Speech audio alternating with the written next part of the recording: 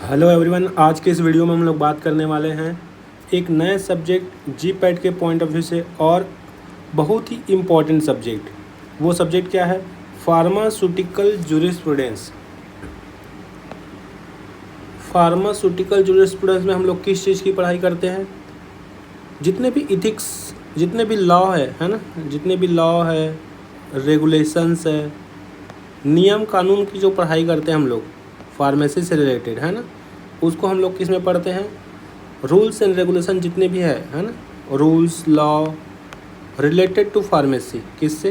Pharmacy से related जितने भी क्या है रूल्स और रेगुलेशन, उसको पढ़ते हैं। ठीक है, चलो तो स्टार्ट करते हैं हम लोग कुछ कमेटी से। कमेटी क्या है? ऐसे कुछ कमेटी जो फार्मेसी के डेवलपमेंट में हेल्प किए हैं। ठीक है, 4 कमेटी का नाम है। एक भोरे कमेटी, भाटिया कमेटी, मुडलियार है ना, मुडलियार ऐसे है, मुडलियार कमेटी और हाथी कमेटी। 4 कमेटी याद कैसे रखना है? इसको याद रखना है, बीबी का मूड हाथी के जैसे हो गया है। कैसे? बीबी है ना, बीबी का मूड हाथी जैसे हो गया है, ऐसे हाथी के जैसे। तो बी से आएगा भोरे कमेटी, फिर बी से आएगा भाटिया कमेटी, है ना, बीबी हो गया। उसके बाद मूड यानी कि मुडलियार कमेटी और हाथी यानी कि हाथी कमेटी। ईयर पूछते हैं इसमें, ईयर बहुत ज़्यादा इम्पोर्टेंट है। 1943 में लाया गया भोरे कमेटी, भाटिया कमेटी 1953, मुडलियार कमेटी 1959, ठीक है, हाथी कमेटी 1974। भोरे कमेटी के जो चेयरपर्सन थे, जो प्रेसिडेंट थे, वो जोसेफ भोरे थे। ये इंपॉर्टेंट क्वेश्चन है, पूछते हैं चेयरमैन के नाम, है ना।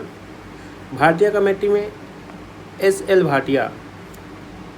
मुडलियार कमेटी के जो चेयरमैन थे वो कौन थे? लक्ष्मण सुलामी मुडलियार, ठीक है।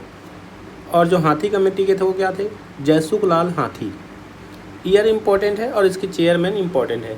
तो कुछ कमेटी थी जो क्या किए, फार्मेसी के डेवलपमेंट में हेल्प किए। ठीक है, अब उसके बाद कुछ फैक्ट देखते हैं ना, फैक्ट जो इम्पोर्टेंट है एज अ 1 लाइनर क्वेश्चन के लिए।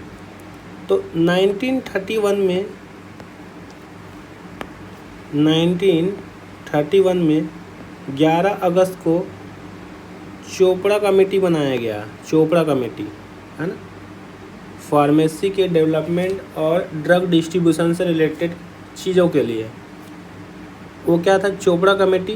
RN चोपड़ा इसके क्या थे? चेयरमैन थे। ये सब क्या है? चेयरमैन। चोपड़ा कमेटी कब आया? 1931 11 अगस्त को। ठीक है, ये इम्पोर्टेंट है। उसके बाद आया 1919 में, है ना, 1919 में क्या आया? Poison act.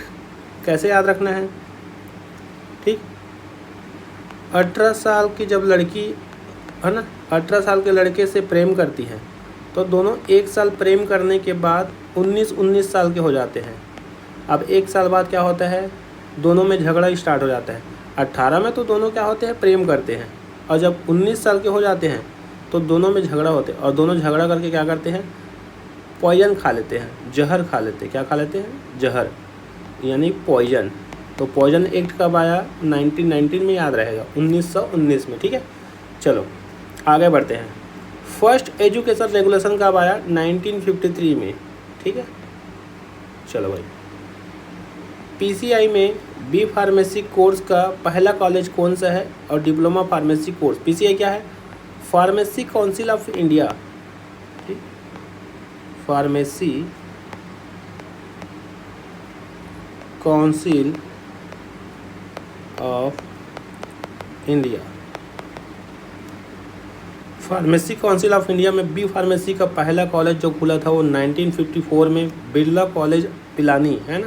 करेंटली उसे क्या बोलते हैं? बिट्स पिलानी। अभी कहाँ कहाँ है? राजस्थान में है ना। किस में है? राजस्थान, रांची में है और हैदराबाद में है। ठीक है, नेक्स्ट, डी फार्मेसी के लिए पहला कॉलेज था वो क्या था? Government medical college Amritsar. ठीक है, चलो आगे बढ़ते भाई। नेक्स्ट आते हैं वो क्या है, फार्मेसी एक्ट।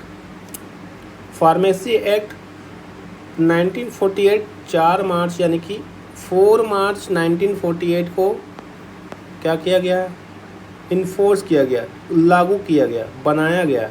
तो कैसे याद रखना है, 4 मार्च, है ना। 4 मार्च को क्या हुआ था, फार्मेसी की दुकान खुली थी, ऐसे याद रख सकते हो, फार्मेसी की दुकान, यानी कि फार्मेसी एक्ट आया था 4 मार्च को, इससे पहले कभी नहीं आया था 4 मार्च से पहले, ठीक है। चलो आगे देखते हैं, इसमें कुछ अमेंडमेंट हुए थे 1959 में, 1976 में, 1981 में। अमेंडमेंट मतलब इसमें संशोधन किए थे, ठीक है। इसमें टोटल 5 चैप्टर होते हैं फार्मेसी एक्ट में। ये फार्मेसी एक्ट काफ़ी इंपॉर्टेंट है, खासकर इसका ईयर 1948। 5 चैप्टर होते हैं। पहला चैप्टर में इंट्रोडक्शन बताया गया है, जिसमें सेक्शन 1 से लेकर 2 तक, है ना। दूसरे चैप्टर में पीसीआई के बारे में बताया, फार्मेसी काउंसिल ऑफ इंडिया के बारे में, जिसमें 3 से लेकर 18 तक क्या दिया, शेड्यूल दिया है या सेक्शन दिया है। उसके बाद दिया है स्टेट फार्मेसी काउंसिल 19 से लेकर 28 सेक्शन तक, ठीक है। चलो फिर चैप्टर नंबर 4 में क्या दिया, रजिस्ट्रेशन ऑफ फार्मासिस्ट। उसके बाद लास्ट में पेनाल्टी एंड अदर्स, जो मिसलेनियस पार्ट है वो किस में दिया गया है, चैप्टर 5 में। तो टोटल 5 चैप्टर है। ये चैप्टर के ऑर्डर को याद रखना है, इंट्रोडक्शन, फिर फार्मेसी काउंसिल ऑफ इंडिया, फिर स्टेट फार्मेसी काउंसिल, उसके बाद रजिस्ट्रेशन ऑफ फार्मासिस्ट, यानी फार्मासिस्ट का रजिस्ट्रेशन कराने के लिए क्या क्या प्रोटोकॉल है। उसके बाद अगर कुछ ऑफेंसेस कर लेते हैं तो उसके लिए क्या पेनाल्टी है, ठीक है। चलो एजुकेशन रेगुलेशन है ना, 1953 बताया था थोड़ी देर पहले। फार्मासिस्ट बनने के लिए मिनिमम 18 साल होना चाहिए, 18 ईयर से कम के फार्मासिस्ट को नहीं बना सकते। मिनिमम 250 आवर का क्या होना चाहिए, डिस्पेंसिंग का एक्सपीरियंस होना चाहिए, यानी दवाई देने का मिनिमम कितना होना चाहिए डिस्पेंसिंग का। डिस्पेंसिंग के लिए सर 250 आवर होना चाहिए, 250 आवर मिनिमम। और not less than 500 hour practical training, 500 घंटे से कम की प्रैक्टिकल ट्रेनिंग नहीं होनी चाहिए उससे। अगर उससे कम हुआ तो नहीं करेंगे, फार्मासिस्ट नहीं बनाएंगे उसे, ठीक है। नेक्स्ट एग्जामिनेशन कोर्स, जो एग्जामिनेशन होता है फार्मेसी का, ठीक, यूनिवर्सिटी में अप्रूव करता है पीसीआई। तो कौन से सेक्शन से करता है, तो सेक्शन 12 और 1 क्या दिया है।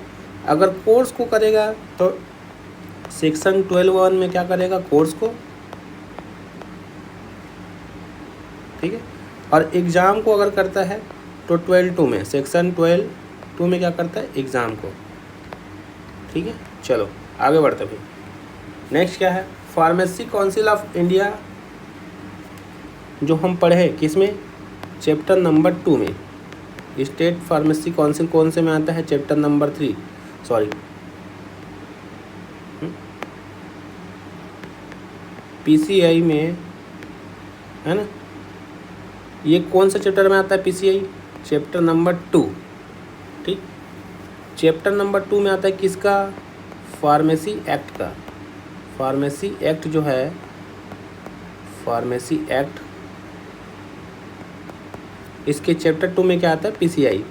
चैप्टर 3 में क्या आता है, स्टेट फार्मेसी काउंसिल।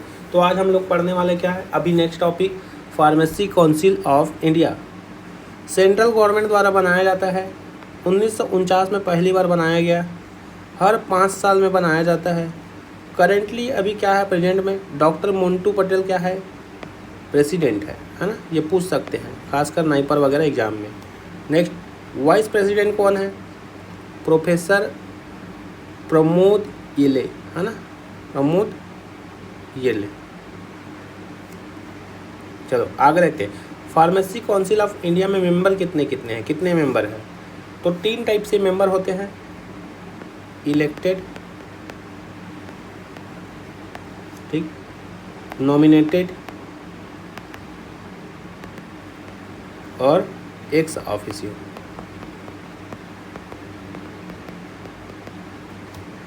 इलेक्टेड में ई स्टार्ट होता है और ई से आएगा 8, तो इलेक्टेड में 8 मेंबर होते हैं, नॉमिनेटेड में N से स्टार्ट हुआ है तो 9 मेंबर होंगे, है ना। और एक्स ऑफिशियो में कितने होते हैं? 3। कौन कौन होते हैं इसको देखते हैं, है ना। इलेक्टेड में 8 में से 6 कम से कम होने चाहिए यूजीसी द्वारा। कौन? 4 टीचर होने चाहिए, कम से कम 4 फार्मेसी के टीचर और 2 अलग फार्मासिस्ट। ठीक है, कौन करेगा इसको? यूजीसी लाएगा। यूजीसी मतलब यूनिवर्सिटी ग्रांट कमीशन। ठीक है, नेक्स्ट 1 मेंबर होना चाहिए एमसीआई का, मेडिकल काउंसिल ऑफ इंडिया का 1 मेंबर इलेक्ट हो जाना चाहिए। इसको इलेक्ट कौन करेगा? एमसीआई करेगा। मेडिकल काउंसिल ऑफ इंडिया अपने में से किसी एक आदमी का क्या करेगा? इलेक्शन लगाएगा और उसको भेजेगा किस में? फार्मेसी काउंसिल ऑफ इंडिया के मेंबर बनाने के लिए। और एक फार्मासिस्ट क्या होना चाहिए? हर स्टेट का होना चाहिए एक फार्मासिस्ट। ठीक है, या एक फार्मासिस्ट होना चाहिए ईच स्टेट को रिप्रेजेंट करने के लिए। चलो, नॉमिनेटेड में होते हैं टोटल 9 मेंबर। 9 में से 6 होने चाहिए। क्या? 6 में से होने चाहिए 4 फार्मासिस्ट। इसमें क्या बोला? 4 टीचर होना चाहिए फार्मेसी का। ठीक, और इसमें क्या बोला? Only pharmacist. 2 other person. ठीक है, और 2 पर्सन कौन होने चाहिए? एक AICT का मेंबर होना चाहिए और एक यूजीसी का, है ना। एक यूजीसी का और एक AICT का। AICT क्या होता है? All India council for technical education. और यूजीसी क्या होता है? University grant commission. तो टोटल कितने हुए? यहाँ 6 और यहाँ 2, 8 हो गया। एक मेंबर होने चाहिए फार्मासिस्ट ईच स्टेट से। ठीक है, तो टोटल 9 मेंबर होते हैं नॉमिनेटेड में। एक्स ऑफिसियो में कौन कौन रहेंगे? Director general of health service India का, next director of central drug regulatory India का, ड्रग कंट्रोलर ऑफ इंडिया। ये 3 होंगे, है ना। चलो एक बार रिवाइज करेंगे, अच्छे से याद हो जाएगा। ठीक है, इलेक्टेड में 8, नॉमिनेटेड में 9 और एक्स ऑफिसियो में 3। ठीक है, चलो नेक्स्ट। जैसे फार्मेसी काउंसिल ऑफ इंडिया है पूरे ऑल ओवर इंडिया के लिए, वैसे हर स्टेट में बनाया जाता है स्टेट फार्मेसी काउंसिल। स्टेट की फार्मेसी को क्या करने के लिए? रेगुलेट करने के लिए। इसमें इलेक्टेड कितने होते हैं?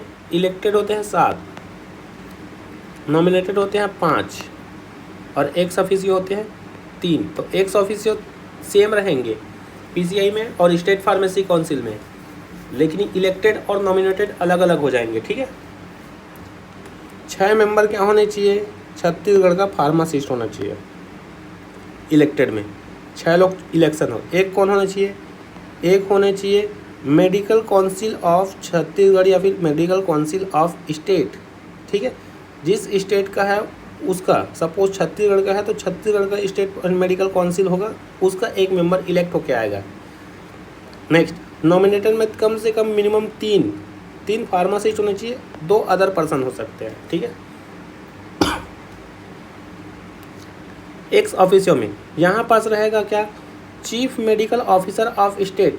वहाँ director general of health service कौन था? इंडिया का। अभी chief medical officer of state.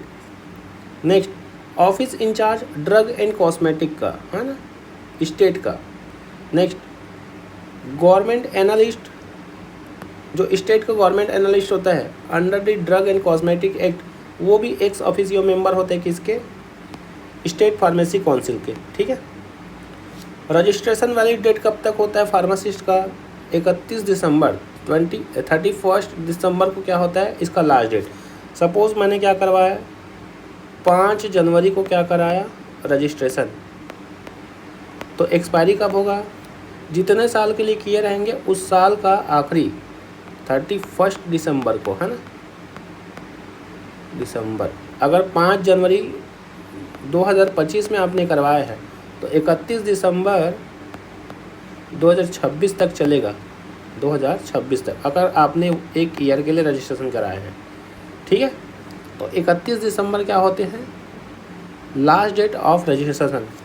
आप 30 को भी कराओगे, 30 दिसंबर को भी कराओगे, ठीक है, 30 दिसंबर को, तो 31 को लास्ट रहेगा। ऐसा नहीं कि आप 1 साल बाद लास्ट रहेगा।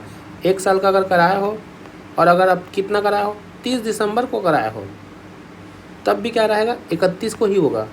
31 लास्ट डेट मतलब 31 लास्ट डेट। आप 30 दिसंबर को कराओ चाहे 1 जनवरी को कराओ चाहे 5 जनवरी को। अगर 1 साल के रजिस्ट्रेशन कराओ तो 31, 5 साल के लिए कराओ तो 5वां साल का 31 दिसंबर। ठीक है, चलो आगे बढ़ते हैं। Offences and penalties. Offences and penalty, अगर कोई झूठा फार्मासिस्ट बन जाता है, फॉल्सली क्लेम करता है कि मैं फार्मासिस्ट हूँ, तो पहली बार में उसको 500 रुपये जुर्माना मिलेगा, दूसरी बार गलती करेगा तो 1000 रुपये जुर्माना और 6 महीने की सज़ा। ठीक, अगर अनरजिस्टर्ड पर्सन है, कोई फार्मासिस्ट नहीं है और वो दवाई देते पकड़े गया तो 1000 रुपये का जुर्माना और 6 महीने का सज़ा, या दोनों हो सकता है। ठीक है, नेक्स्ट, अगर अपना सर्टिफिकेट को सरेंडर नहीं करता है, अगर दिखा नहीं पाता है रजिस्ट्रेशन सर्टिफिकेट, फार्मेसी काउंसिल में जो रजिस्ट्रेशन कराएगा, फार्मासिस्ट का जो रजिस्ट्रेशन कराएगा उसका सर्टिफिकेट आएगा। ठीक, फार्मासिस्ट रजिस्ट्रेशन का सर्टिफिकेट रहेगा। अगर इस सर्टिफिकेट को दिखाने में क्या हुआ, फेल हो गया, तो उसे कितना का जुर्माना होगा, 50 रुपये का, है ना, ओनली कितना, 50 रुपीज़। ठीक, 50 रुपीज़। अगर ड्रग इंस्पेक्टर के साथ में कोई अगर क्या करता है, उसका ऑब्स्ट्रक्शन करता है ना, उसको रोकता है काम करने से, तो 50 रुपये का पेनल्टी लगा सकता है ड्रग इंस्पेक्टर, किसको, फार्मासिस्ट को। ठीक है, फार्मासिस्ट को। ठीक है, तो फार्मेसी काउंसिल ऑफ इंडिया में इतना ही पढ़ना है। आगे नेक्स्ट पार्ट में हम लोग पढ़ेंगे all India council for technical education, AICTE।